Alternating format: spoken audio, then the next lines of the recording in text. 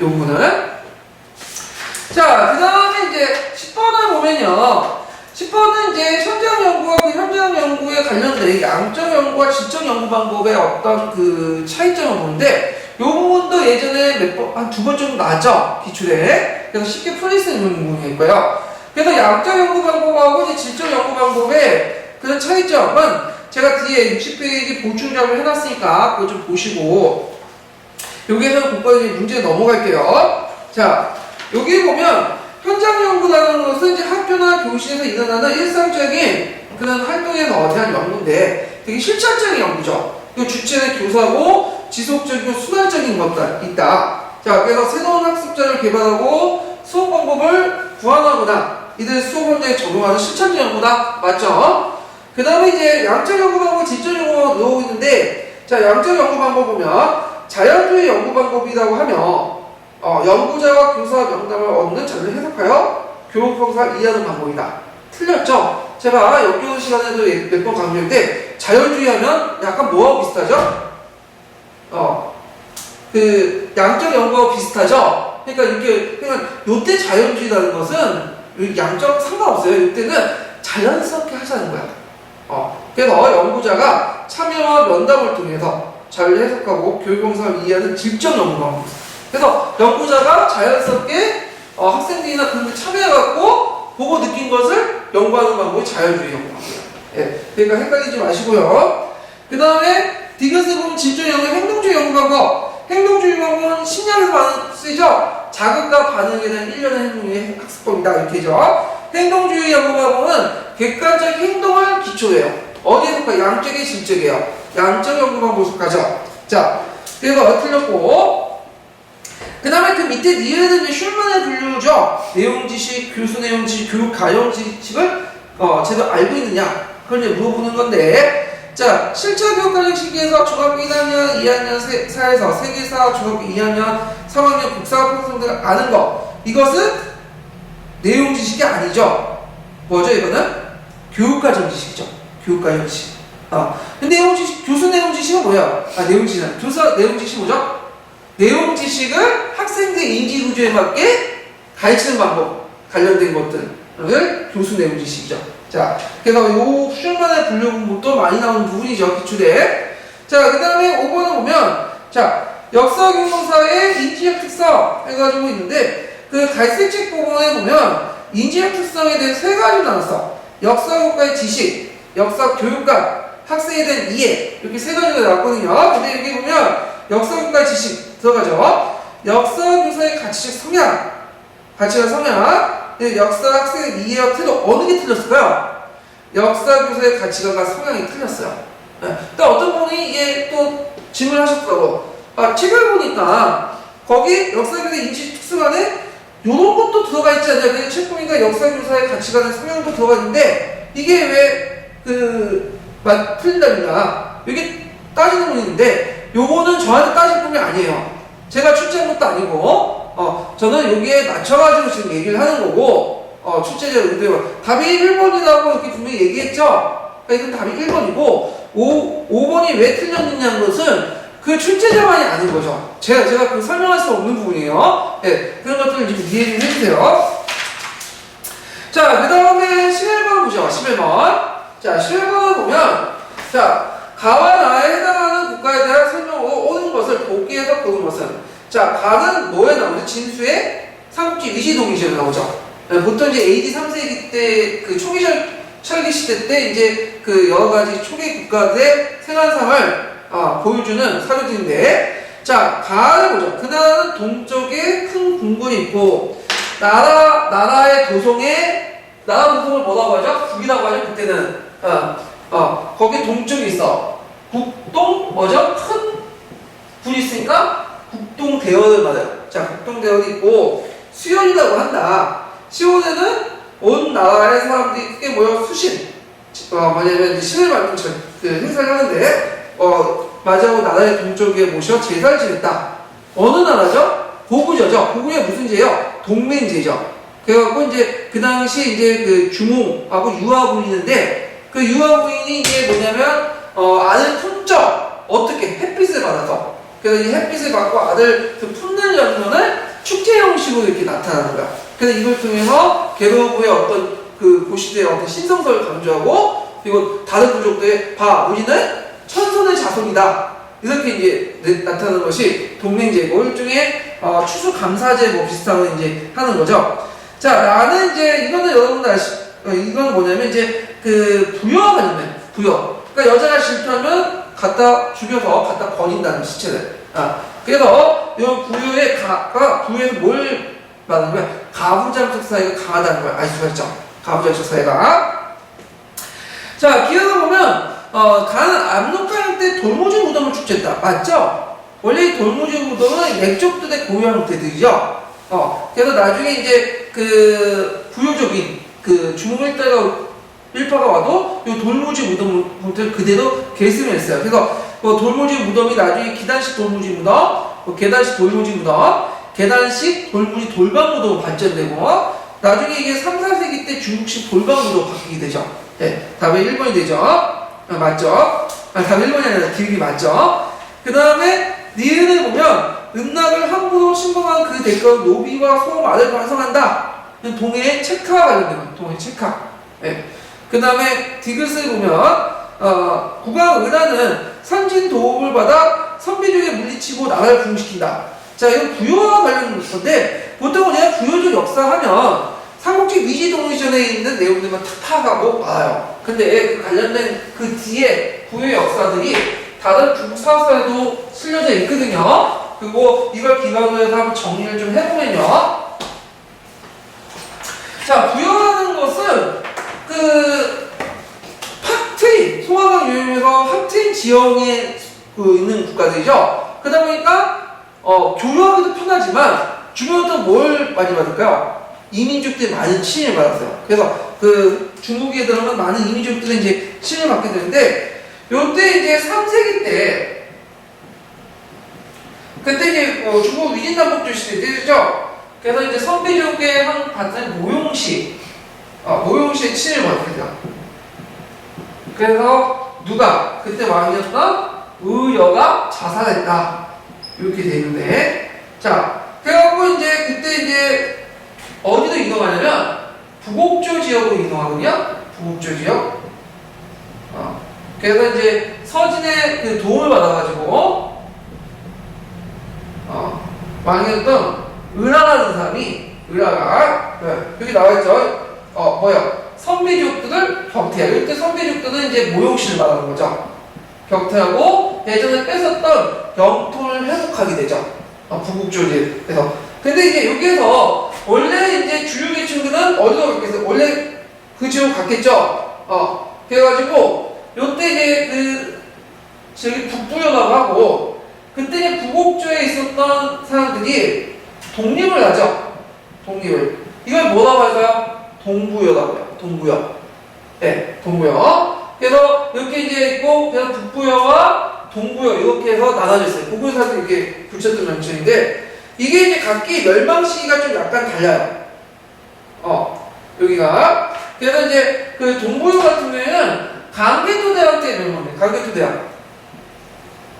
강개토대왕 때 멸망했고, 이게 이제 거기에 나와 있어요. 강개토대왕 뒤에. 그 다음에 그 삼국사기에 보면 처음에 이제 북부여가 이제 누가 또 침입받아요? 모용실 전현에게 침입받죠? 그래서 그때 국가 편인한 사람이 포로 잡히게 돼요.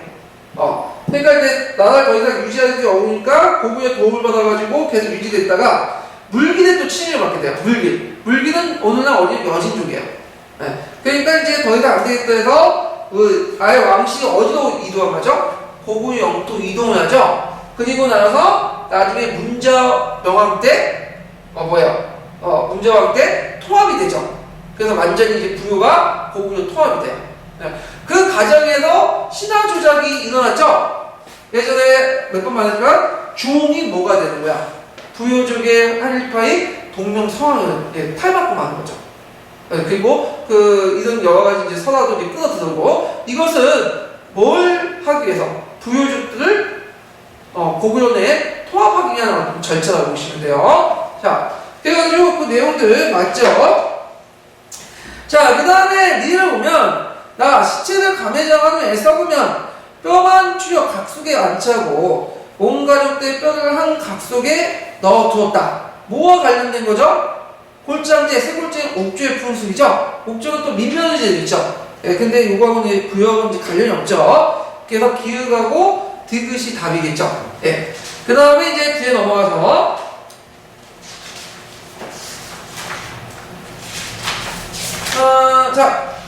백제의 이제 왕에 대해서 얘기해 볼게요. 예, 12번 문제인데 69페이지.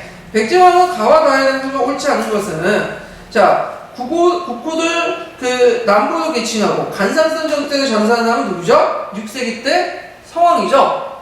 그 다음에 고구려를 벽파하고 백제 위세를 대외적으로 널려고 그 다음에 진동, 장국, 영락, 태수를 받은 사람은 4세기 때 근초고왕이죠.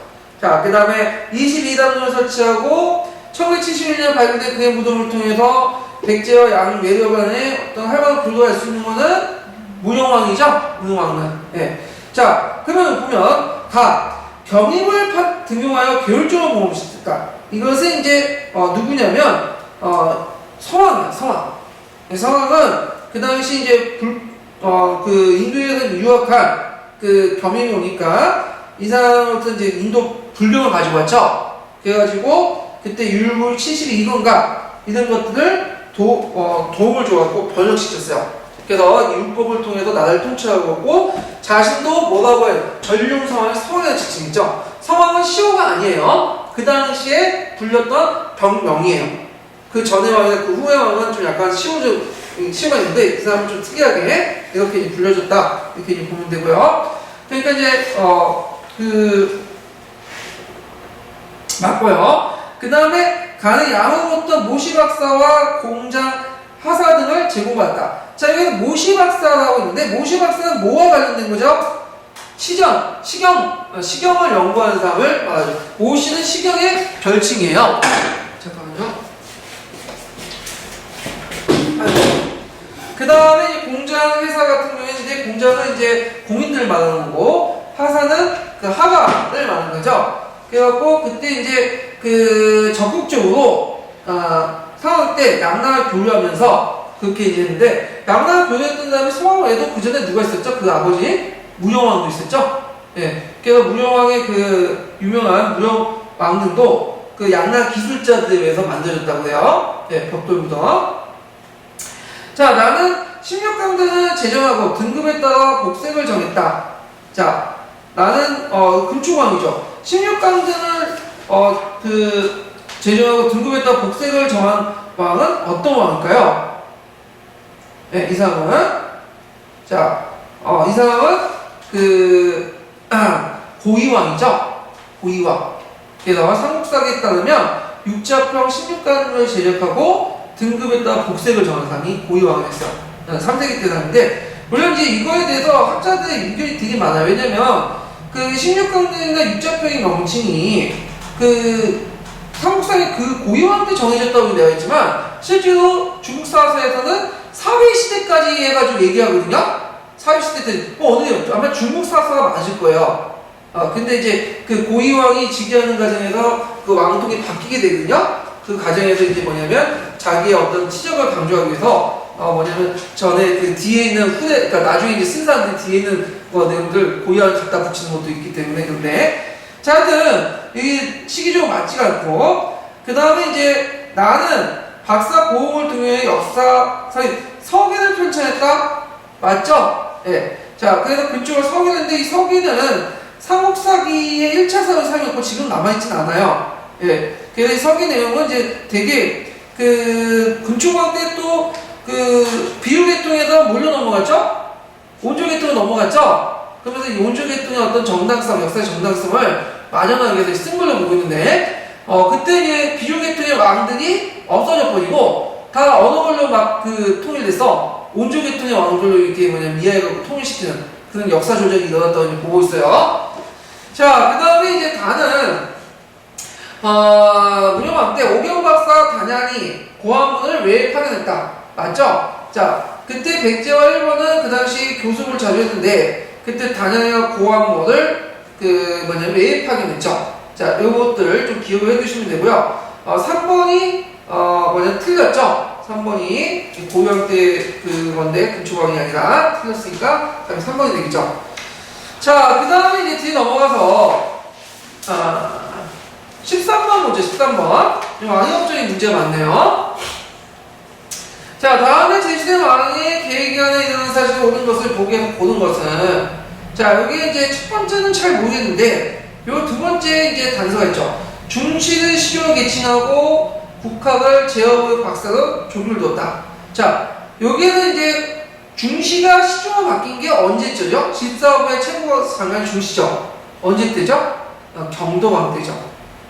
경도왕 하면 무슨 정책을 유명해요? 하나 정책으로. 그래서 중국식 관료와 제도를 도입해서 지명을 그 주군형의 명칭을 다 뭘로 바꾼 거야? 중국식으로. 뭐 한산주를 한주로 뭐 이런 식으로 바뀐 거죠. 외자 형식으로. 근데 이제 여기서 주의할 것은 그냥 이름만 바꿨다. 그런 게 아니죠. 이름을 바꿨으면 동시에 뭐죠? 그에 걸맞는 이름에 맞는 새로운 시스템을 도입하는 거야. 중국의 어떤 중앙집권적, 국왕 중심의 어떤 새로운 시스템을 도입했다 이렇게 이해를 하셔야 돼요. 그러니까 당연히 누가 반발하겠어? 귀족들이 반발하겠죠? 그러다 보니까 이제 그 경도왕이 죽고 나서 회공은 어디 때인지 즉위하게 되는데 이 사람이 되니까 이제 이 사람 그 압력을 둬갖고 예전에 경도왕을 하나 정책을 다 폐지시키죠. 그래서 예전의 지명을 다시 하나된 지명, 예전 지명도 바꾸는 그런 정책을 하게 되죠. 자, 참고로 집사부가 집사성으로 바꾼 거는 언제 되죠?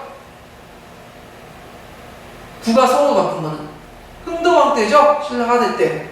그러니까 시중이 중시가 시중으로 바꾼 거하고 일치되지 않아요. 그 다음에 국학인데 국학이 이때 이제 유괴는 국학이 됐는데 나중에 뭘로 바뀌냐면 태학으로 바뀌어. 태학. 자, 그래서 이제 이렇게 내용을 보고, 자, 기록을 보면 독서상품가에 설치한 관리선 바 있다. 이거 원성왕 때죠? 3등급으로 나눠가지고 골품보다는 실력 위주에 얻어냈지만 골품주의 반발 때문에 골품의 그 진국 위주의 반발 때문에 실패했다.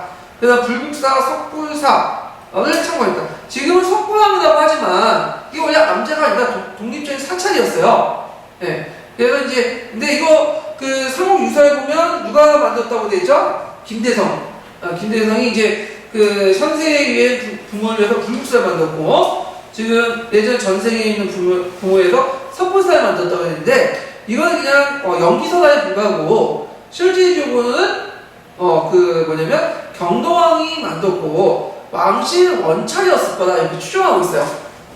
그래서 경도왕 같은 경우에는 그 외에도 봉성사를 중건하고 사원공을 도입하는 등 왕실의 권위와 신성성을 높이기 위해서 이런 불교를 진흥해줬다. 그래서 자신을 왕중불 사상을 되게 강조했다. 이렇게 이해하시면 되겠죠. 자, 주9년의 고유주면 중국식 이름으로 바뀌었죠?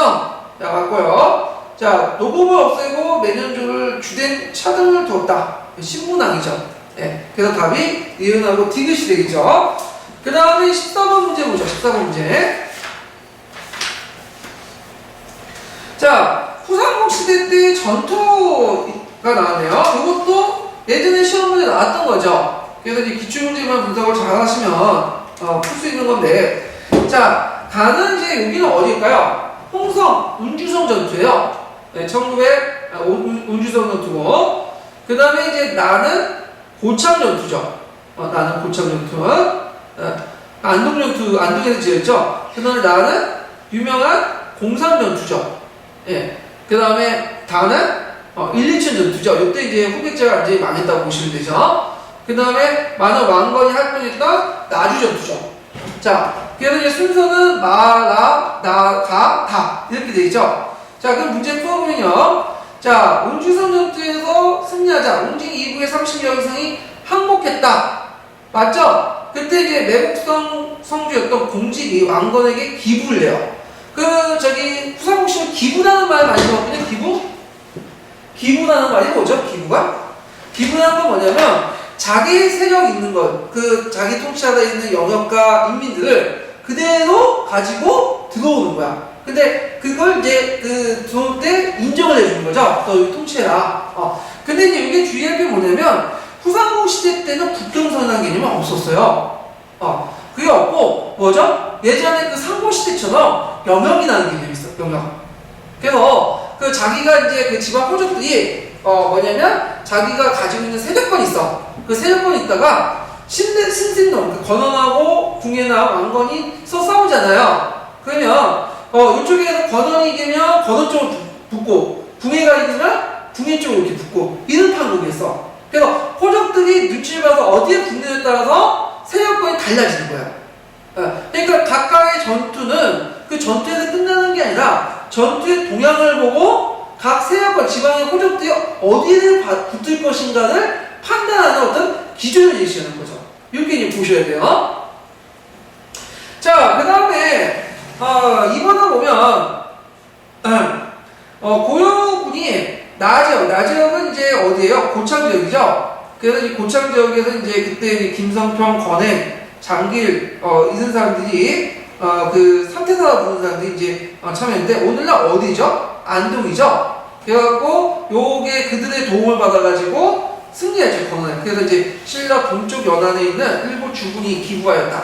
맞아요. 예. 그래서 이제 그때 왕건이 이 고창을 이름을 뭘로 바꿨죠? 동쪽을 안정시키자 해서 안동이라고 불렸죠. 자, 다음에 이제 고려군은 다지역에서 신경 있던 호백제군에게 큰 승리를 거뒀다. 이거 맞죠? 1인천 전투죠? 1인천 전투는 이제 언제 일어났어요? 936년에 일어났는데 그때 이제 누구죠? 갑자기 생각이 안 나네. 건원이 그때 이제 유폐됐죠. 자기 아들한테 도망가서 어디로 갔어? 왕건을 가고 그때 그 왕건과 함께 건원이 같이 참여한 전투가 1인천 전투야. 그래서 1인천 전투에서 크게 패했죠. 그 신검이. 그래서 도망가다 한산에서 이제 항복을 하는 그런 계기를 맞게 되죠. 자, 그 다음에 이제 라는 그 공산전투인데 라지역에서 김성평 등의 지역 호족들이 도움을 받았다?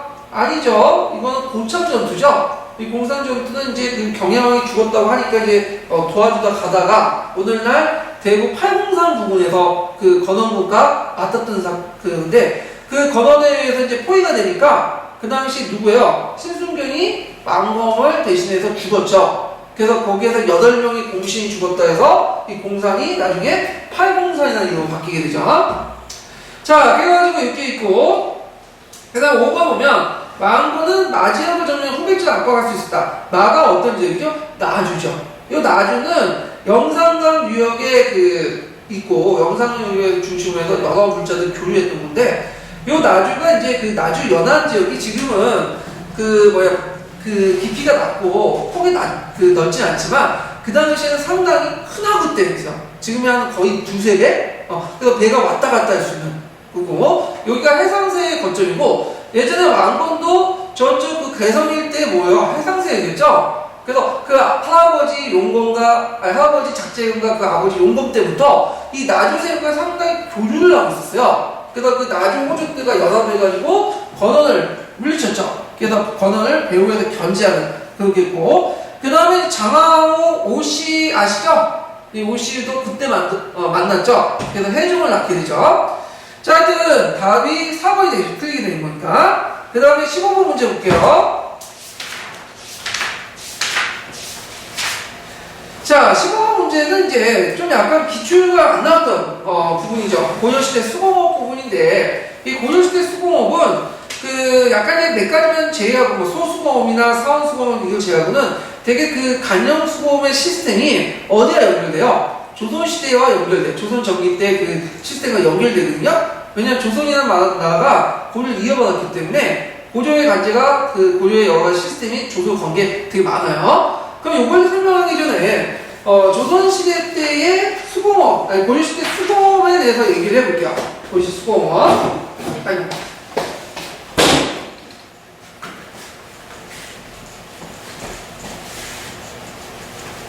자, 이거는 어디에서 이제 근거했냐면, 저기 구편이 있죠? 구편이 자료 그대로 낸 거예요. 지금 따가지고. 예. 그래서 어떤 분이 뿌셈에서 냈냐 그러는데, 뿌셈에서 전혀 몇 가지만 언급돼 있고, 거기 보면 무슨 말인지 하나도 몰라요, 그거. 예. 그래서 이제 그 내용들을 이제 보면, 자, 고려시대 수공업은 크게 4가지가 나와요. 자, 이거는 뭐 통론이나 교과서에 다 있어요. 이거는 뭐가 있을까요? 국가가 운영한 간첩수공업, 그 다음에 소수공업. 소라는 걸 여러분들 아시죠? 예전에 그 항소고국이라는 말 들으실 것이죠? 예. 그래서 소는 뭐야? 수공업자 집단인데, 요거는 이제 그 고려시대만 있었던 거야. 그래서 이제 고대시대 성이라고 해서, 그 당시 이제 그 수공업 집단인데, 이걸 계승했다고 이제 보고 있어요. 소수공업. 그 다음에 사원수공업. 전에서 하는 수공업이죠.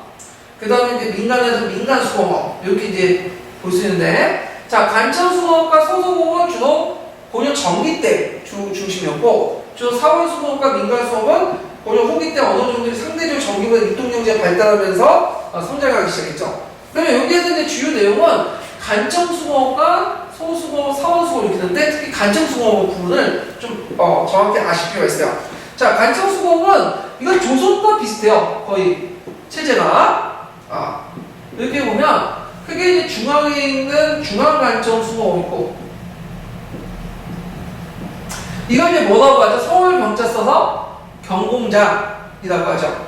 그 다음에 지방의 간청수공업 있죠? 이걸 이제 바깥에 있다가 외공장 이렇게 또 부르죠. 별칭어서. 자, 그래서 있는데 여기에서 이제 그 중앙간청수공업은 당연히 어디에 집중되어 있을 거였어요? 개경에 집중되어 있어. 그래서 14개 그 수공업 간청이 있거든요. 간청이 있고, 거기 지휘자 보면 정상품 판사부터 시작해가지고 그 다음에 부품 승까지 이렇게 쭉 있는데, 요 안에서 또 관리자 외에도 또 공인들도 두 가지 부류가 있어요. 공인 첫 번째 보면 직역에 의해서 동원되는 공인들, 그러니까 양역의 일종의 직역이 있어. 그래서 보통 공인들은 조선시대나 조선전기나 고조시대는 어떻게 동원되죠? 공자만 아시죠? 공자만 공인들 명부 그걸 이제 가지고 있어. 그러면 그걸 3번째 돼가지고 한 번씩 돌리죠. 그래서 3분의 1은 공정수공이 되다가 나중에 와서 또 윤본을 이렇게 돌리고 대신에 조선시대 때는 이 직역을 하면 뭘 면제받아요? 군역을 면제받아. 이렇게 이제 연결되어 있는데, 자, 이렇게 해서 이제 직역에 있는 공이고, 그 다음에 또 하나는 직업적인 전문적인 공이 있어. 그러니까 여기는 이 사람들은 이제 뭐냐면 그 돌려서 그냥 하는 게 아니라 일본어 오는 게 아니라 전문적인 거야. 거기에 상근자야. 직업적으로. 그러니까 국가에서 이 사람들은 뭘 주겠어요? 당연히 그에 상한 녹봉이나 무상계 전시를 주죠. 녹봉이나 무상계 전시. 비록 그 사람들이 무상계 전시에 속해 있지 않더라도 6등급에 해당하는 토지를 수정권을 줘요. 무상계 전시. 그러니까 전시까지 포함되어 있는 사람이에요. 여기 전문적인 공인들은. 그러면 여기 놓겠어요? 여기 놓겠어요? 얘가 놓겠죠? 전문적 공인들은 이제 뭐냐면 얘네들을 지도 감독하는 그런 역할들이요. 예. 그래갖고 이제 이렇게 있고, 자, 지방의 이제 그 수공업은 또 두 가지로 나눠요. 하나는 뭐냐면 중앙에 필요한 물품을 만드는 그 수공업, 물품을 공급하는 수공업가. 요거는 이제 상공과 별공을 이렇게 해가지고 나누죠. 상공은 여러분들 뭐 알 거야. 상공은 정기적으로 올리는 거고, 별공은 그때그때 나타나는 거. 자, 요때 이제 그 지방의 수공업이란 중앙에 필요한 공급을 하는 그 수공업은 나름대로 조직망이 체계돼 있어요. 요거는. 근데 이제 중앙에도 올린 거 있지만 뭐겠죠? 또 지방 자체에 필요한 물건을 만드는 수공업도 필요하겠죠? 근데 이 사람들은 이렇게 체계적이지 못해. 되게 보면 발달하지 못했어. 왜 발달하지 못했냐면 그 세 가지 이유인데, 일단은 지방 자체에서 수요하는 물품들은 조용조를 징수하고 강제로 징수할 수 있겠죠. 일반 그 주현민들에게. 두 번째는 소수공업 있죠. 소수공업에서도 징수할 수도 있는 거고, 자기 필요할 때마다. 그 다음에 세 번째는 지방 간청을 유지하기 위한 그 경비로서 마련된 토지가 무슨 토지죠?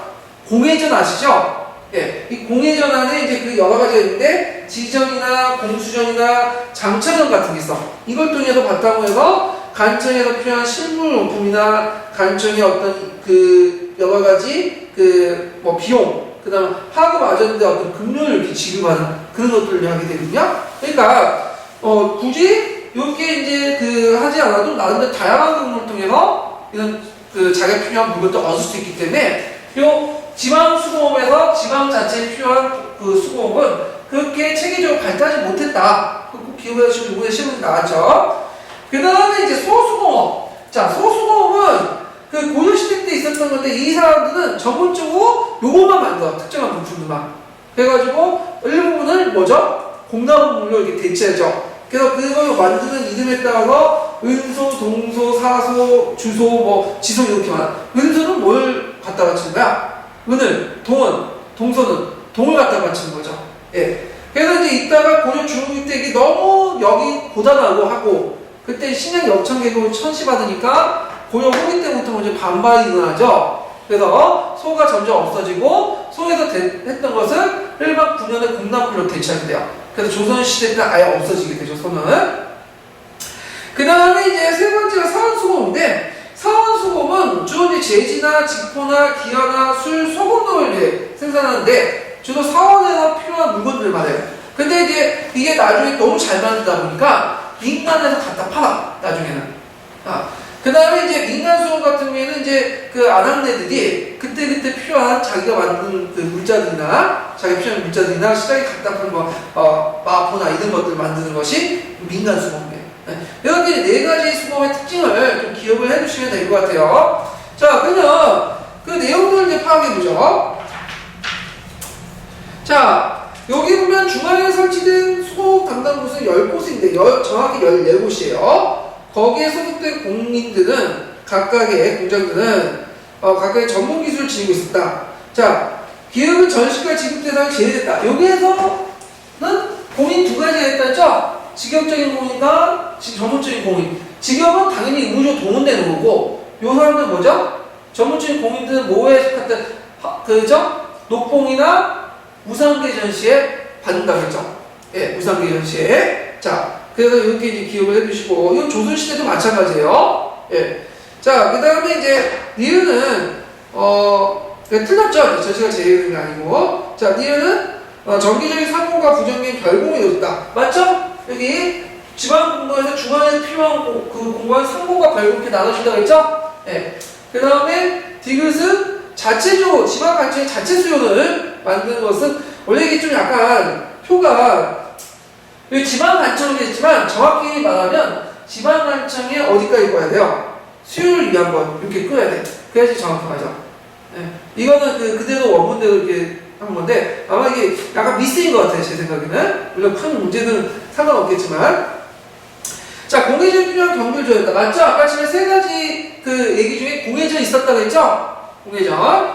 자, 그 다음 니을 보면 소수업, 소금, 미역이나 생강이나 차를 생산하는 곳도 있어. 맞죠? 소금을 생산하니까 염소죠, 이거는. 그 다음에 미역이니까 미역 각자 각소라고 해요. 각소. 그러니까 생강은 강소라고 하죠. 그 다음에 차를 다소라고 하죠. 네, 이런 걸 생산하는 곳도 있었다는 거죠. 자, 그 다음 사원수공에서는 뭐냐면 뭐예요? 사원에서 사용한 물품빨이다. 시장에 팔 물건도 만들었어요. 그래서 답이 1번이 되겠죠? 틀린 거니까. 자, 그래가지고 여기 보고요. 16번 문제는 좀 쉬었다가 할게요. 네, 15분 뒤에 다시 하겠습니다.